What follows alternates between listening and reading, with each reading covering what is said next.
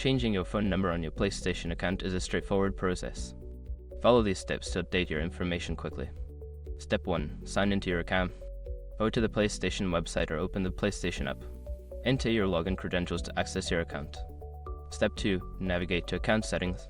Once logged in, locate the Account Settings option. This is usually found in the Profile menu or under your account name. Step 3. Select Security Settings. In the Account Settings menu, look for the Security Settings section. This is where you can manage your phone number and other security-related information. Step 4. Update your phone number. Find the option to change your phone number. Enter your new phone number and follow any prompts to verify it, such as receiving a confirmation code via text. Step 5. Save changes. After entering and verifying your new phone number, make sure to save your changes. Check for any confirmation messages to ensure the update was successful.